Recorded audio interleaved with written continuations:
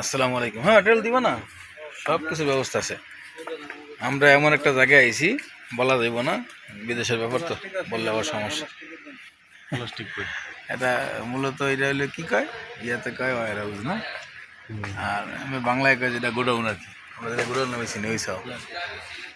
আমার দিফর খান সাহেবের কাছে তো আমি প্রতিদিনই আই, কিন্তু রিফন খানের অনেকদিন পর পাইছি তো, আয়ো খান সাহেব ওই মানে কাকুরা জুতা কিনবো, আমিও কাজের ফাঁকে আর কি কাকুরে নেয় পড়ি, গুল্লা গুল্লা দিয়া একটু কাম শেষ হইলে আবার আই যাই আবার আই, দেখা করে থুয়ে গেছি একটা ওয়ার হাউসের মধ্যে আর কি। মূলত এটা কোম্পানির গোডাউন আর কি।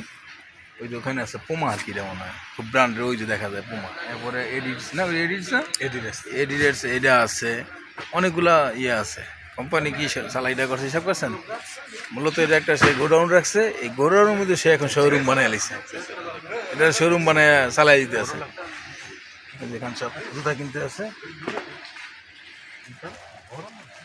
ওর ভাও আমার ভাও জামালের ভাও জুয়েলের বাড়ি কোথায় লেখাও না, আমার কোনো সময় 44-42 ইঞ্চি কোনো সাইজ দিত না আমাকে।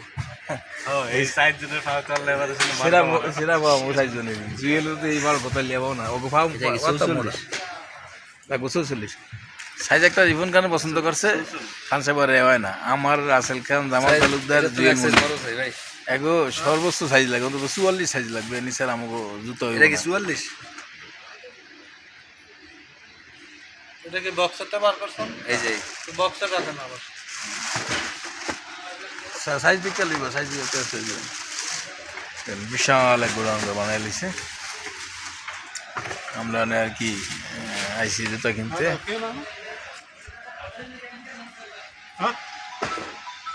মানে বিষয় শিখেছে এটা আমার দেখেন, বিশাল গোডাউন।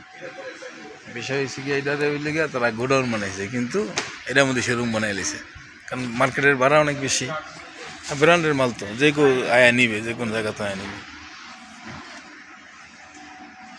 বিশাল জায়গা, একটা গোডাউনের মার্কেটের ভাড়ার মধ্যে অনেক ব্যবধান আছে।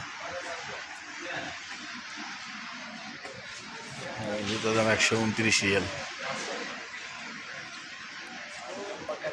কিন্তু দেখাই দিন অনেক সামনে কেশিয়ার আছে, ইয়ে আছে, বিশাল গোডাউন সোজা কথা। অনেক দেশিরাও আছে না কাজ করে আমাকে। এই দেখ অনেক লোকজন আছে, মানে কম ইয়ার মধ্যে চালাই করে আর কি করে লিছে। এটা সিস্টেম ব্যবসার, গোডাউনেরই শোরুম বানাই লিছে, ভাড়াও কম, চারিদিক দিয়ে আছে ইয়ে আছে, কাস্টমার আইব, যা কিনা নিতে পারে, যা কেনা বসা এটাই তো লাভ। এটাই হলো হিসাব আর কি কোম্পানির।